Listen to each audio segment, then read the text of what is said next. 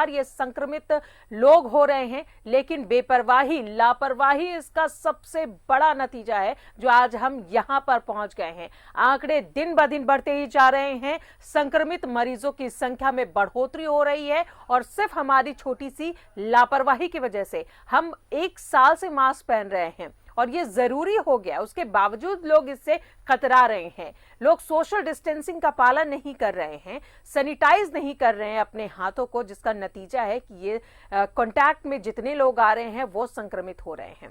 अगर इस महामारी से बचना है तो आपको सावधान होना पड़ेगा, क्योंकि हमारी और आपकी एक छोटी सी लापरवाही ये बड़ी बीमारी को दावत दे रही है। सबसे पहले रुख करते हैं जमशेदपुर का। सहयोगी प्रभात हमारे साथ बने हुए हैं।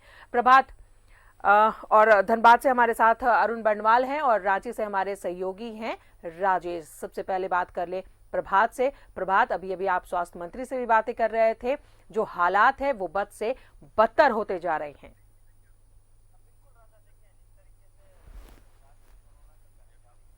राज्य में कोरोना का कहर जारी है और जमशेदपुर में भी लगातार कोरोना पॉजिटिव मरीजों की संख्या में बढ़ोतरी हो और राज्य के स्वास्थ्य मंत्री ने चिंता जताई है कि जिस तरीके से ये कोविड-19 के पेशेंट में हर दिन बढ़ोतरी हो रही है। अगर हम होली के बाद बोले तो कंटिन्यू मरीजों में बढ़ोतरी हो रही है। इसको लेकर उन्होंने चिंता भी जाहिर की।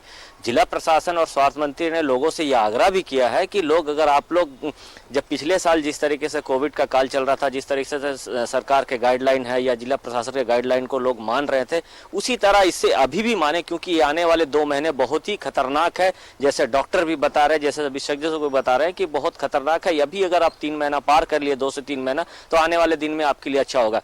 जमशेदपुर की अगर हम बात करें राजा, तो आज सुबह के वक्त जो परिवहन सचिव है वो बस स्टैंड पहुंचे थे और बस में क्या गाइडलाइन पालन हो रहा है या नहीं हो रहा है, जो कोविड के गाइडलाइन है, सैनिटाइजर रखना, सामाजिक दूरी पालन कराना, इसकी वो जांच की। उसमें कई ऐसे बस के स्टाफ है या बस के ड्राइवर या मालिक को उन्होंने फाइन भी किया और कार्रवाई करने का निर्देश भी दिया। साथ ही साथ अगर हम कहें, जमशेदपुर के अलग अलग बाजारों में एडीएम, लॉ एंड ऑर्डर और जो निकाय है उनके द्वारा लगातार चेकिंग अभियान चलाया जा रहा है। सुबह के वक्त में जो स्ट्रीट फूड वेंडर होते हैं, जो रोड पर लगाकर अपनी रोजगार करते हैं, उन लोगों को साफ अनाउंसमेंट कर ये कहा गया है कि आज के बाद से आप जो भी कस्टमर आपके पास में आते हैं उन्हें पार्सल दे, ना कि बैठा के खिलाने। कल तक बैठा के खिलाया जा रहा था।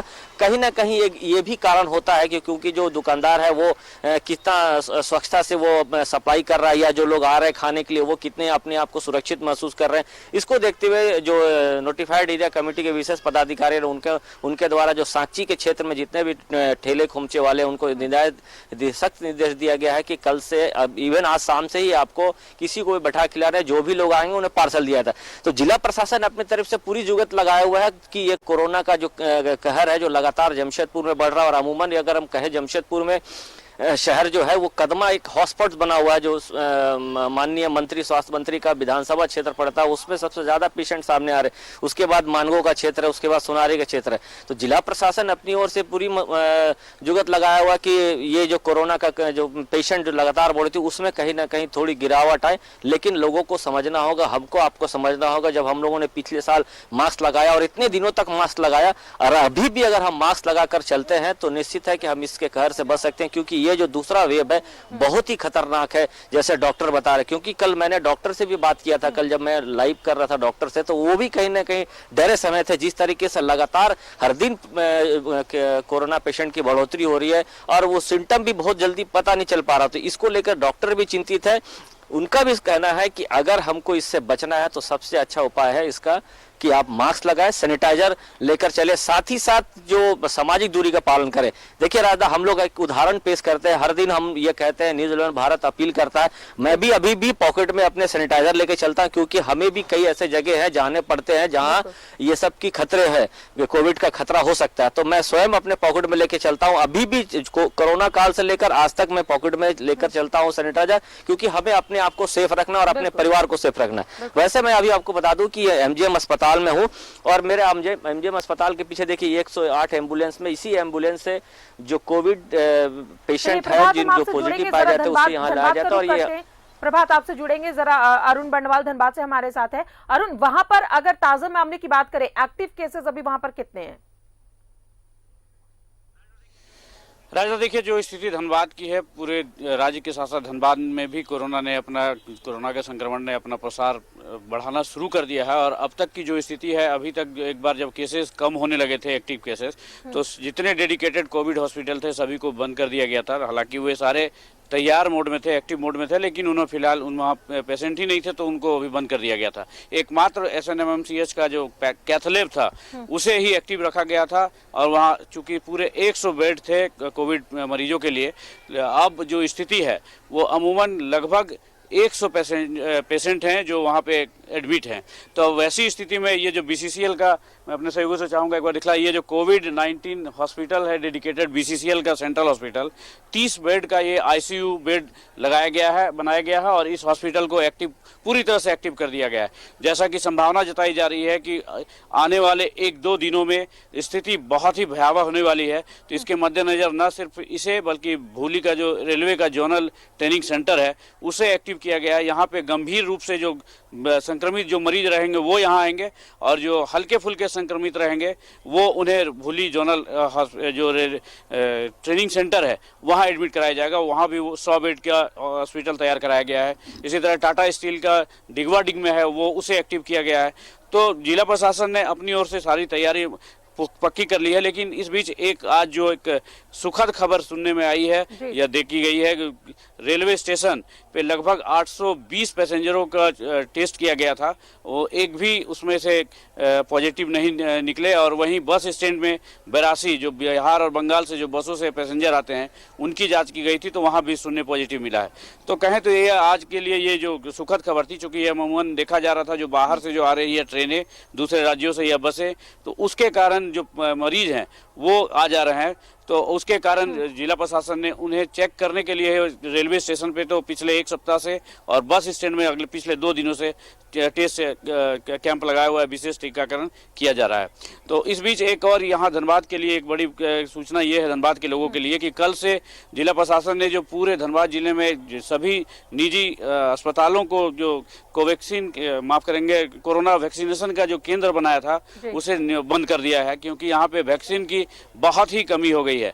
सिर्फ 41 केंद्र हैं जो सरकारी स्तर के चल रहे हैं, उनको संचालित किया गया है। इसमें SNMMCH और RPSF कैंप, यहाँ पे कोवैक्सीन का और सिर्फ वहाँ सेकेंड डोज, पहला डोज बंद कर दिया गया, वहाँ सिर्फ सेकंड डोज का ही टीकाकरण किया जाएगा।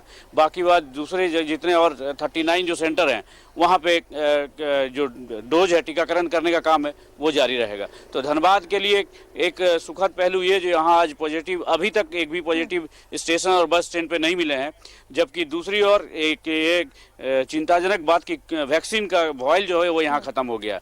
एक और बात है, आज कैथलैब में गोमो का एक संक्रमित मरीज 66 साल के एक बुजुर्ग गोमो फील्ड के थे, वो पिछले 3 दिन से यहाँ पे एडमिट थे कैथलैब में, उनकी आज मौत हो गई है।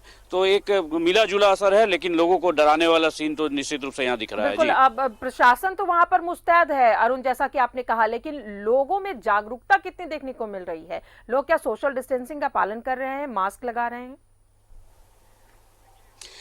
देखिए, अब जो पिछले 4-5 दिनों की जो स्थिति थे उससे लोगों में डर तो बैठने लगा है, लेकिन अभी भी पूरी तरह से लापरवाह हैं लोग। सोशल डिस्टेंसिंग की तो कहें तो पूरी तरह से धज्जियां उड़ती देखी जा सकती हैं। आज संडे था तो कई जगह सब्जी मंडियों में ऐसी भीड़ थी जो लोगों को लगता है वहाँ पे कोरोना से किसी तरह का भय ही नहीं था। बाजारों में भी कमोबेश वही स्थिति देखने को मिली। तो लोगों में अब धीरे धीरे डर समा रहा है, लेकिन अभी तक वो इसको गंभीरता से नहीं ले रहे हैं कि ये जो दूसरा लहर जो है कोरोना का वो कितना घातक हो सकता है। एक साथ इसका जो प्रसार का जो खतरा है, काफी तेजी से प्रसार इसका होता है और ये लोग जान तो रहे हैं लेकिन इसके लिए सतर्कता नहीं बरत रहे हैं, जो काफी खतरे का संकेत है। जी चलिए, रांची से हमारे साथ सहयोगी राजेश है। राजेश, रांची के आंकड़े वाकई सोचने को मजबूर कर रहे हैं कि अगर यही रिकॉर्ड रहा, यही ग्रोथ रेट रहा, तो ये महामारी को और ज्यादा बढ़ने में वक्त नहीं लगेगा अगर लोग अभी भी नहीं समझे तो। देखिए राजदा, इस महामारी के प्रति जो लोगों का नज़रिया है वो थोड़ा सा मिसलीडिंग है। जैसा कि आपने देखा कि एक समय आया कि जो केसेस हैं वो कम हो गए अक्रॉस द कंट्री, मतलब पूरे भारत में कम हुए। तो इससे क्या हुआ कि लोगों में लगा कि अब कोरोना जा रहा है। और दूसरी बात तो ये कि वैक्सीन जो आ गई तो लोगों को लगा कि अब तो वैक्सीन आ गई है, अब कोई खतरे की बात नहीं है। तो ये मिसकंसेप्शन है कि हमें जो है मास्क लगाना कोई ज़रूरी नहीं है, हमें सोशल डिस्टेंसिंग मेंटेन करना कोई ज़रूरी नहीं है। और ऐसे कई हमारे बीच ऐसे उदाहरण हुए कि देखिए बिहार में चुनाव हो गया, इतने लोगों की गैदरिंग होती थी किसी किसी रैली में, कई शादी विवाह सामाजिक संगठनों के कार्यक्रम में छूट दे दी गई।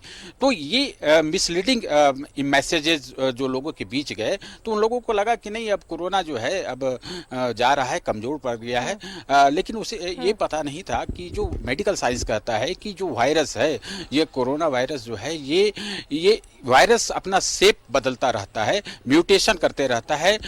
आज जिस रूप में है अगर उसे मारने के लिए कोई अगर वैक्सीन या कोई दवा इजाद हो जाती है तो वो अपना कैरेक्टर बदल देता है और वो दूसरे रूप में आ जाता है, जिस कारण से उसका दूसरा रूप आज जो सेकेंड हम लोग जो करते हैं कि दूसरी लहर जो चल रही है ये बदला हुआ रूप है। ये मैं नहीं कह रहा हूँ, ये डॉक्टर जो एक्सपर्ट हैं उन्होंने कहा है कि हमें इसलिए लगातार सतर्क रहने की ज़रूरत है। जो गाइडलाइंस दिए गए हैं, एक तो ये लोग जाने की गाइडलाइंस कोई सामान्य व्यक्ति नहीं बनाते हैं, कोई सभी एक्सपर्ट लोग हैं जिसके बारे में हमें जो प्रधानमंत्री कहते हैं, मुख्यमंत्री कहते हैं या राज्यपाल कहें, जो भी हमारे जनप्रतिनिधि हैं जिनके हाथ में शासन की बागडोर है, वो जो कह रहे हैं वो मेडिकल एक्सपर्ट्स के ओपिनियन के आधार पर कहते हैं। ऐसा नहीं कि उन्होंने कह दिया है कि अपने मन से कि सोशल डिस्टेंसिंग मेंटेन करनी चाहिए। तो ये चीज़ें समझनी होगी, लोगों को समझनी होगी और हर घर में जो सीनियर्स हैं वो अपने छोटे को बताएं कि ऐसा करना है, ऐसा बिना मास्क लगाए बाहर नहीं जाना है। तो इस तरह की हिदायत देते रहेंगे, भले एक बार वायलेट करे या नहीं माने।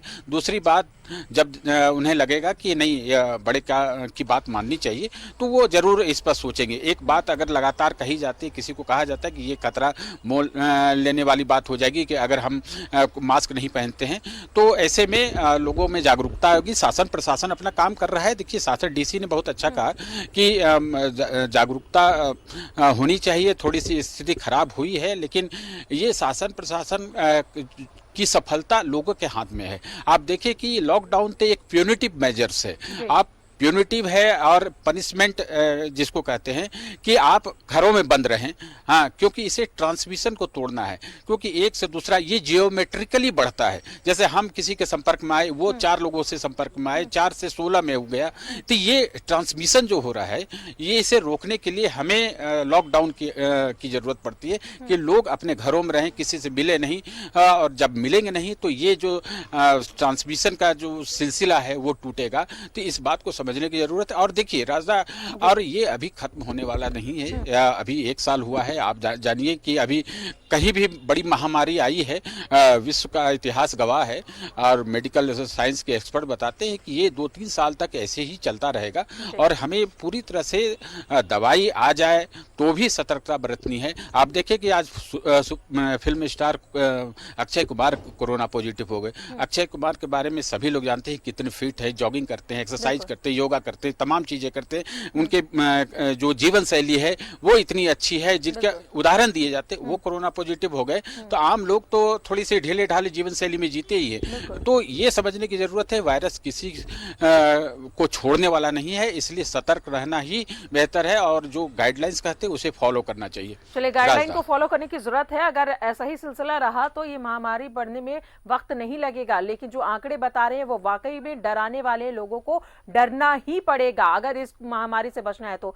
राजेश, आपका बहुत बहुत शुक्रिया हमसे जुड़ने के लिए, बातचीत करने के लिए। अरुण, आपका भी बहुत बहुत शुक्रिया और प्रभात, आपका भी, आप तीनों का बहुत बहुत शुक्रिया जुड़ने के लिए, हमसे बातचीत करने के लिए। तो कोरोना महामारी आपको कुछ नहीं देखेगी कि आप बड़े हैं, छोटे हैं, अमीर हैं, गरीब हैं। आप सभी को सोशल डिस्टेंसिंग मेंटेन करने की जरूरत है, आप सभी को मास्क लगाने की जरूरत है और सभी को सैनिटाइजर की जरूरत है। लोग अगर अब ये सोच रहे हैं कि ये महामारी खत्म हो चुकी है तो ये बता दें उन तमाम लोगों को कि ये महामारी खत्म नहीं हुई है, बल्कि ये दूसरे वेव में और भी ज्यादा खतरनाक बनकर आई है। लेकिन लोग हैं कि समझ नहीं रहे हैं और सुधर नहीं रहे हैं, जिसका नतीजा है कि हम हर दिन आंकड़े बढ़ते हुए देख रहे हैं।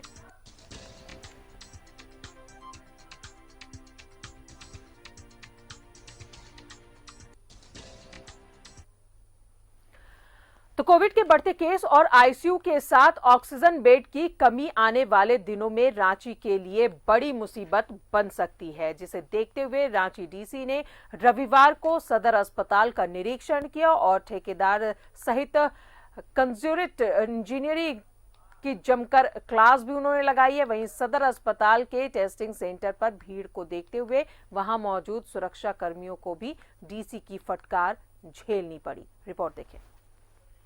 कोविड संक्रमण के बढ़ते मामलों ने हर किसी को सकते में डाल दिया है।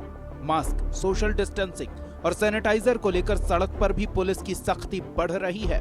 वहीं लोगों को जागरूक करने के लिए बार बार अपील भी किया जा रहा है ताकि कोरोना संक्रमण का चेन तोड़ा जा सके। संक्रमित लोगों का उचित इलाज हो, इसको लेकर भी हॉस्पिटल को तैयार किया गया है। रांची उपायुक्त छवि रंजन रविवार को सदर अस्पताल का निरीक्षण करने पहुंचे और आईसीयू के साथ ऑक्सीजन बेड का जायजा लिया।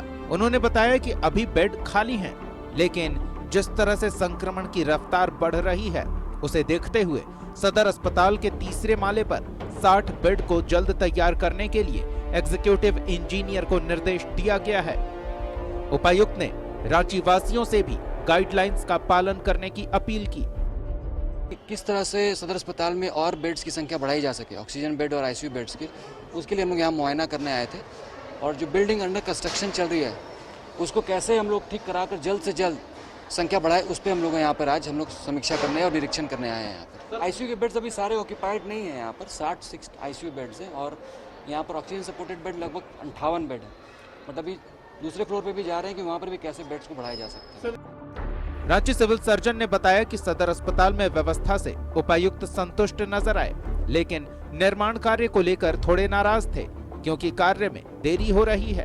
उन्होंने बताया कि रिम्स में भी आईसीयू बेड की कमी है। ऐसे में सदर अस्पताल में अगर बेड की संख्या बढ़ाई जाती है तो लोगों को सहूलियत होगी। व्यवस्थाओं को देख के नाराज नहीं थे वो, हमारे यहाँ जो व्यवस्था उसको देख के बिल्कुल नाराज नहीं थे वो। उनकी नाराजगी इस पर थी कि जो बाकी जो पोर्शन हम लोगों को बिल्डिंग का पोर्शन जो अंडर कंस्ट्रक्शन है वो हमको जो मिलना चाहिए तो वो अभी तक नहीं मिला है, ताकि वो जितना जल्दी से जल्दी मिल जाए तो ताकि वहाँ भी हम बेड की सुविधा उपलब्ध करा सकें। बहरहाल कोविड से निपटने के लिए जिला प्रशासन सतर्क है, लेकिन संसाधनों की कमी से थोड़ी परेशानी जरूर खड़ी हो सकती है, जिसकी बानगी उपायुक्त की नाराजगी देखने से स्पष्ट हो जाती है। न्यूज़ 11 भारत के लिए रांची से कैमरामैन दीपक के साथ मोहम्मद इमरान की रिपोर्ट। रांची के हिंदपीढ़ी नाला रोड में 29 मार्च 2020 को कोरोना का पहला केस आया था और उसके बाद हिंदपीढ़ी मोहल्ला लगातार सुर्खियों में रहा। लगभग 2 महीने तक क्षेत्र की गलियां सील रहीं और इस बार यहां के लोग कोरोना के प्रति काफी सतर्क हैं। क्या है माहौल, जानने की कोशिश की हमारे संवाददाता शाहनवाज अख्तर ने। का हिंदपीढ़ी मोहल्ला, इसी मोहल्ले के नाला रोड की इन्हीं गलियों से कोरोना का पहला मामला 29 मार्च 2020 को सामने आया था। एक मलेशियाई महिला से संक्रमण हजारों लोगों तक पहुंच गया। लगभग 2 महीने तक हिंदपीढ़ी की गलियां सील रही। लोगों ने कितनी तकलीफ उठाई वो आज तक नहीं भूले। तो खाने पीने के लिए दिक्कत होता, फिर कोई बाहर नहीं निकाल पा रहा था। हम लोगों का रमजान का टाइम भी बहुत दिक्कत हुआ था।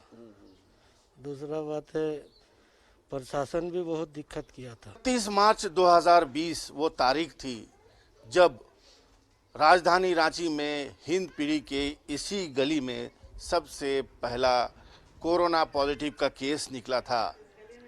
उसके बाद फिर एक सिलसिला सा चल पड़ा और 1 साल बाद आज हम फिर उसी मुहाने और दहाने पे पहुंच चुके हैं कि जब एक बार फिर रांची में केस कम होने के बाद फिर से निकलने लगा है। लेकिन जानने के लिए तो हम यही आए थे कि क्या है सतर्कता, क्या है माहौल हिंदपीढ़ी के इन्हीं गलियों में जहां से कोरोना की शुरुआत हुई थी। जी, फर्स्ट बार जब खबर आई कि 29 मार्च को कि एक मलेशियाई महिलाओं को कोरोना हो गया था तो लोग बहुत ई में पड़ गए थे कि अचानक पहला केस हम लोग का नाला रोड से ही निकला। असल वो बाहर की थी, लेकिन उसके बाद फिर लोगों को बहुत जांच हुआ। फिर अचानक 5 दिन बाद 5 अप्रैल को फिर नाला रोड के जो निवासी यहाँ के हैं हमारा उसका केस आया, एक महिला का फर्स्ट केस निकला था। उसके बाद तो पूरे फिर हिंदपीढ़ी को सील कर दिया गया। कितने दिन सील रहा लगभग? जी लगभग 2 महीना सील रहा। बहुत दिक्कत हुई, लोगों को आना जाना बंद हो गया, खाने पीने की दिक्कत हो रही थी, लोगों का रोजगार बंद हो गया था, तो बहुत तरह की परेशानियां हुई। इसलिए कि लॉकडाउन लग जाने से महामारी हो जाता है बहुत ज़्यादा, और बहुत तकलीफ हो जाती है, हर चीज़ का तकलीफ, आदमी से लेकर जड़ जानवर तक का तकलीफ हो जाता है। तो हम लोग तो बहुत महामारी से बचे हुए हैं, और ऊपर वाला चाहा तो हम लोग बचे रहेंगे सब। एक बार यहाँ निकला तो सबसे पहले रांची में नाला रोड में है, उसके बाद से तो अभी देखिए कि स्थिति ठीक है, मगर सबको मास्क पहनना बहुत जरूरी है। आज हिंदपीढ़ी बस्ती बिल्कुल शांत दिखाई देती है, मगर हर चेहरा बस एक ही सवाल पूछता है कि कहीं एक बार फिर जिला प्रशासन हिंदपीढ़ी की गलियों को वीरान न कर दे। हिंदपीढ़ी के लोगों ने काफी तकलीफ झेली, बहुत सारे ताने भी सुने। आज रांची के दूसरे मोहल्लों में संक्रमण के मामले सामने आ रहे हैं, मगर हिंदपीढ़ी वाली सख्तियां कहीं दिखाई नहीं देती। के वार्ड में ये घटना घटी और फिर एक पूरे साल भर ये चर्चा रही कि हिंदपीढ़ी का नाला रोड जहाँ से इरप्शन हुआ, शुरुआत हुई। आज वहीं मौजूद एक बुजुर्ग एक अपील कर रहे हैं कि जो मास्क ना लगाए उन पर सख्त एक्शन लिया जाए। कैमरामैन अरविंद के साथ में शहनवाज अख्तर, न्यूज़ 11।